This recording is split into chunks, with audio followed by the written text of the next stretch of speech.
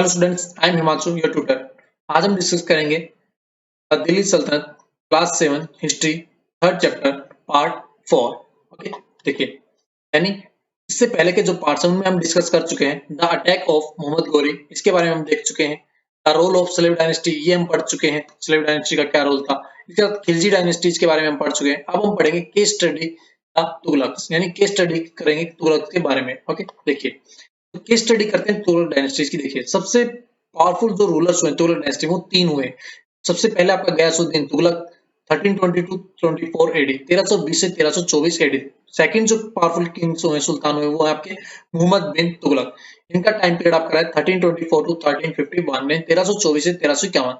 Third जो powerful ruler हुए हैं वो है आपके Firoz Shah Tughlaq 1351 to 1388 AD.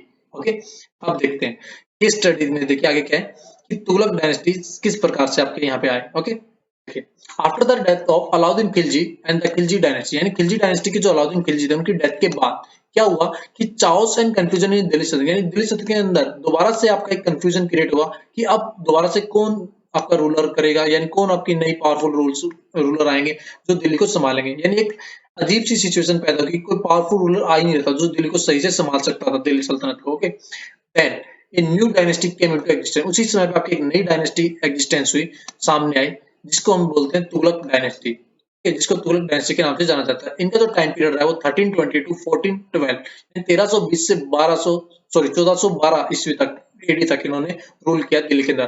Founded by the Ghiyasuddin Tughlaq, और ये जो तुगलक डायनेस्टी है इसको फाउंडर कौन थे आपके? गयासुद्दीन तुगलक इसके फाउंडर थे।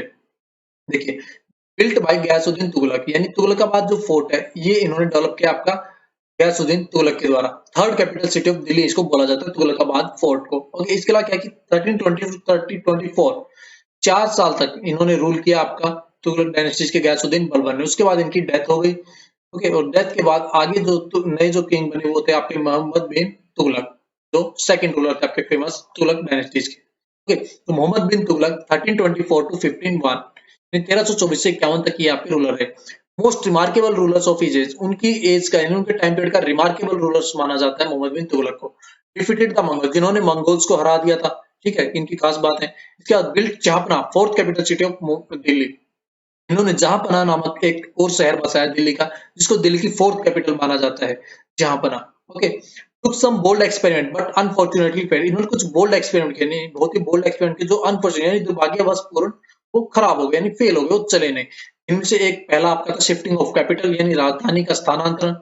सेकंड आपका था इंट्रोडक्शन ऑफ टोकन करेंसी, यानी टोकन करेंसी का आपका शुरुआत। और थर्ड आपका टैक्सेशन इन द्वाब, जो तीनों के तीनों डिसीजन आपके इनके फेल हो गए। ओके, देखिए, सबसे पहला डिसीजन इनका हम डिस्कस करते हैं शिफ्टिंग ऑफ कैपिटल, क्यों फेल हो गया, क्या डिसीजन था। दिल्ली जो है वो आपकी लगातार मंगोल्स के आक्रमण का शिकार हो रही थी। ठीक है, तो मंगोल के आक्रमण से तो इसको बचा लिया गया, लेकिन इनका जो राज्य उस समय पे था साउथ इंडिया तक फैल चुका था। अब साउथ इंडिया में ये दिल्ली से साउथ इंडिया को नहीं संभाल पाते, इन्होंने सोचा कि क्यों ना अपने यहाँ से दिल्ली को शिफ्ट करके हम क्या करें कि देवागिरी एक नाम की जगह है, दौलताबाद जिसका नाम दिया गया बाद में, ठीक है, साउथ इंडिया के अंदर, वहां इसको शिफ्ट कर लेते हैं, जिसकी डिस्टेंस दिल्ली से देवागिरी की डिस्टेंस आपकी 1500 किलोमीटर पड़ती थी। ओके, तो इन्होंने देवागिरी को सेकंड कैपिटल बनाने की डिसाइड किया, ताकि वहां से आपका इजीली साउथ इंडिया को कैप्चर किया जा सके और उस पर कंट्रोल कर सकते हैं। इसके रीजन क्या क्या रहे फेलियर होने के इस डिसीजन के? देखिए, जब ये शिफ्टिंग कर रहे थे तो वहां 1500 किलोमीटर दूरी जाने तक इनको पूरा सारी इनकी जनता, उनका सामान, साजो सामान, पशु वगैरह सब कुछ साथ लेकर गए। तो उसको जाने के लिए इन्हें एक रोड चाहिए था। उसके लिए इन्होंने 1500 किलोमीटर लंबी रोड बनाई Delhi to Devagiri and set up rest house on the way. अब इतना लंबा सफर करेंगे तो एक दिन में तो होगा नहीं, तो जगह जगह पे आपने क्या किया कि रेस्ट हाउस भी बनाए जहां रुकते गए, जिसकी वजह से काफी सारा लॉस ऑफ मनी हुआ इनको, यानी काफी सारा पैसे का नुकसान हुआ। Many people and cattle died in this जनरी, यानी काफी सारे लोग और कैटल जो थे, पशु आपके इस जनरी के दौरान मर गए। क्यों? क्योंकि ये जनरी जो थे आपके समर सीजन में की गई थी, जो उस समय आपकी गर्मी बहुत ज्यादा होती है गर्मी के सीजन में। ओके, जिससे कि काफी सारी जनता और काफी सारे पशुओं का भी नुकसान था, अपना loss of peoples and cattles. कुछ सालों बाद डिसाइड किया गया वहां जाने के बाद, ठीक है, वहां गए तो वहां पे नई सिटी बसाई पूरी, ठीक है, नया किला बनाया, नई सिटी बनी हुई, काफी सारा पैसा वहां भी खर्च होगा। उसके बाद कुछ सालों बाद फिर से डिसाइड करते कि हम वापस मूव बैक करेंगे दिल्ली, और वापस से दिल्ली आ गए। इस पूरे जो इन्होंने किया शिफ्टिंग का जो प्रोसेस था, इसके दौरान काफी सारे रिजल्ट सामने आए, जिससे एक तो फाइनेंशियल लॉस हुआ, काफी सारा पैसा बर्बाद हुआ, दूसरा लोगों को काफी परेशानी झेलनी पड़ी। इसकी इन सब चीजों की वजह से जो सुल्तान थे उनके प्रेस्टीज हमेशा के लिए लोगों की आंखों में कम हो गई, यानी अब वो सुल्तान की इज्जत कम करने लगे कि भाई ये तो थोड़े से अजीब से डिसीजन ले रहे हैं, ठीक है, जो हमारे लिए काफी नुकसानदायक हो रहे हैं। इसी के साथ देखिए इंट्रोडक्शन ऑफ टोकन करेंसीज, यानी इन्होंने अपने टाइम पे टोकन करेंसीज को इश्यू किया। Bronze and copper coins with the same value as the silver coins, इन्होंने ब्रॉन्ज और कॉपर के कॉइन्स इश्यू किए जिनकी सेम वैल्यू होती थी आपकी सिल्वर कॉइन्स के बराबर होती थी, ठीक है। क्यों किया? क्योंकि उस समय जो थे आपकी सिल्वर की जो शॉर्टेज काफी हो रही थी, ओके, यानी इस समय आप क्या कहते हैं काफी शॉर्टेज हो रही थी सिल्वर की, जिससे large scale of forgery of the token coins, जैसे इन्होंने कॉपर्स और ब्रॉन्ज के कॉइन्स आपके इश्यू किए तो लोगों ने क्या था कि ये जो ब्रॉन्ज और कॉपर्स इजीली आपके मेटल्स मिल जाते थे, जिसकी वजह से लोगों ने नकली सिक्के बनाने का काम चालू कर दिया, फ्रोजरी स्टार्ट कर दी, यानी जालसाजी टोकन करेंसीज की, ठीक है। काफी सारे नकली सिक्के आपके मार्केट में आ गए इनके ब्रॉन्ज और कॉपर के। और इसी के साथ जो मोहम्मद बिन तुगलक ने प्रॉमिस भी कर दिया to exchange silver pieces for bronze and copper coin, यानी जितने भी कॉपर और ब्रॉन्ज के कॉइन्स आपके मार्केट में हैं, चाहे वो नकली हो चाहे असली, उन सबके बदले आपको सिल्वर दिया जाएगा, और जो कि बहुत बड़ा लॉस था किसी भी राजा के लिए ये सब करना, ओके। इसका भी रिजल्ट आपका निकला financial loss and loss of prestige for sultan, दोबारा से आपको काफी बड़ा फाइनेंशियल लॉस हुआ और साथ में आपकी राजा की प्रेस्टीज भी कम हो गई। थर्ड जो डिसीजन था इनका तो होता टैक्सेशन इन दोआब, यानी दोआब का जो टैक्सेशन उसके बारे में डिसीजन लेना। दोआब कौन सा एरिया होता है? एक ऐसा एरिया होता है जो दो रिवर्स के बीच में पड़ता है, उसको हम बोलते हैं दोआब, ओके। दोआब क्यों बोला जाता है? क्योंकि दो रिवर्स के बीच में पड़ने की वजह से दोनों रिवर्स का जो वाटर होता है उससे इरिगेशन की जा सकती है इस एरिया की, जो कि काफी आपका एग्रीकल्चर के लिए बेनिफिशियल रहता है, ओके। देखिए peasants revolt in Gangetic Doab in the beginning, जब ये राजा बने उस समय पे स्टार्टिंग में पीजेंट रिवोल्ट चल रहा था आपका गंगेटिक दोआब के अंदर। Sultan increase the land revenue in Doab, सुल्तान ने क्या किया आपका लैंड रेवेन्यू जो इंक्रीज कर दिया इस दोआब के अंदर, यानी दोआब वाले एरिया के अंदर लैंड रेवेन्यू आपका इंक्रीज कर दिया गया during the year of famine, यानी उस समय इंक्रीज किया गया जब आपका अकाल यहाँ पे चला हुआ था, जो कि लोगों के लिए एक बहुत बड़ी परेशानी बन गया था, ओके। इसके अलावा हम बात करते हैं people fled the villages and sultan took harsh measure to capture them, यानी पीपल्स ने क्या किया कि गांव से अपने भाग गए और सुल्तान से काफी हरास मेजर्स उठाए, उनको काफी पनिशमेंट दी, उनको पकड़ पकड़ के वापस लाया गया। Provide 6 month supply from the royal granary, और 6 महीने की सप्लाई इनको रॉयल ग्रेनरी से दी गई लोगों को एट चीप रेट्स, बहुत सस्ते दामों पे। इसके साथ क्या फैसिलिटी दी गई? Loans were given to restore the cultivation, loan दिए गए आपके किसको, यानी कल्टीवेशन जो था एग्रीकल्चर को दोबारा से चालू करने के लिए आपके लोन इश्यू किए गए। बट ये सब काम भी आपके एनफ टाइम नहीं देने की वजह से आपके सारे के सारे प्लान फेल हो गए, क्योंकि जो किंग था आपका उसने सुल्तान जो था उन्होंने एनफ टाइम यानी एक पर्याप्त समय नहीं दिया इन प्लान्स को लागू होने के लिए, बहुत जल्दी यानी पेशेंस नहीं थी उसके अंदर कि सब कुछ जल्दी जल्दी हो जाए, और जल्दी जल्दी हर चीज नहीं हो सकती है, ये सब चीजें टाइम लेती हैं, okay.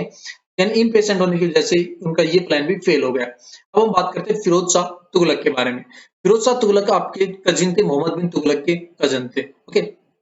Imminent breakup of the Delhi sultanate during the Firoz Tughlaq, यानी फिरोज शाह तुगलक के समय पे क्या हुआ, एमिनेंट ब्रेकअप्स, दिल्ली का टूटने का समय अब यहाँ पे इनके टाइम पे आ गया था। मोस्टली जो इनके नीचे जो छोटे छोटे प्रोविनेंस थे वो अब बगावत करना स्टार्ट कर चुके थे इनके टाइम पे, okay. Adopt policy of trying to please nobles, इन्होंने क्या किया एक ऐसी पॉलिसी अपनाई जिससे प्लीज यानी खुश किया जा सके नोबल्स को, आर्मी को एंड द मुस्लिम प्रीस्ट को, यानी इन तीनों को इन्होंने खुश करने के लिए अलग अलग पॉलिसी अपनाई। नोबल्स को जैसे कि देखिए नोबल्स को खुश करने की जो पॉलिसी अपनाई उसमें क्या था कि जो इतना जो सिस्टम होता था एंड लैंड राइट्स जो होते थे उनको हेरिडेटरी बना दिया गया, यानी आपका वंशानुगत कर दिया गया कि बेटे के बाद बाप के बाद उसके बेटे को, उसके बेटे के बाद उसके बेटे को, यानी उन्हीं की फैमिली में उनके आगे आने वाली पीढ़ी को वो हमेशा राइट्स रहेंगे एकता के, ओके। सेम किया गया आपका सिविल एंड आर्मी ऑफिशियल्स के साथ भी ऐसे किया गया, ओके। साथ में जो उलेमा होते थे, मुस्लिम जो रिलीजन है उनके जो धार्मिक ग्रोथ है उलेमा, उनको इम्पोज जजिया यानी एक जजिया लगाने का राइट्स उनको दे दिया गया, और जजिया टैक्स किन पे लगाया जाता था? नॉन मुस्लिम पॉपुलेशन पे लगाया जाता है, ये एक स्पेशल टैक्स होता था जो पेड किया जाता था आपका नॉन मुस्लिम पॉपुलेशन के द्वारा, ओके। इसके अलावा देखिए Firoz Shah set up hospital for free treatment of poors, यानी इन्होंने काफी सारे हॉस्पिटल्स बनाए फ्री ट्रीटमेंट के लिए पुअर्स के लिए, ओके, यानी free treatment for poors. Promoted किया एग्रीकल्चर को by digging the wells and by constructing canals, यानी इन्होंने कई सारे कुएं खुदवाए और नहर भी बनवाई ताकि एग्रीकल्चर को और आगे बढ़ाया जा सके। इन्होंने कुछ न्यू टाउन्स भी सेटअप किए जिनमें से आपका एक हिसार जो आज हरियाणा में है और एक है फिरोजाबाद जो आपका उत्तर प्रदेश के अंदर है, ये दो नए शहर बसाए। क्रिएटेड सिटी ऑफ दिल्ली, इन्होंने दिल्ली के अंदर भी एक सिटी बनाई जिसका नाम रखा गया कोटला फिरोज शाह, जिसको फिरोज शाह कोटला के नाम से आज हम जानते हैं। Fifth capital city of Delhi, यानी ये आपकी दिल्ली की फिफ्थ कैपिटल सिटी थी बेटा, okay. After Firoz Shah death governor of provinces began independent, यानी जो इमिनेंट ब्रेकअप स्टार्ट हो गया जैसे इनकी डेथ हुई उसके बाद से जो गवर्नर थे इनके प्रोविनेंस के सबने अपने आप को इंडिपेंडेंट डिक्लेयर कर दिया। और अब दिल्ली क्या हुआ कि आज दिल्ली जो बहुत बड़ा सल्तनत किंगडम होता था आज वो एक छोटे से एरिया में सिमट कर रह गया आपका, in confined to small area. Okay, इसी के साथ हमारा ये पार्ट यहाँ पे समाप्त होता है। Thank you and have a nice day.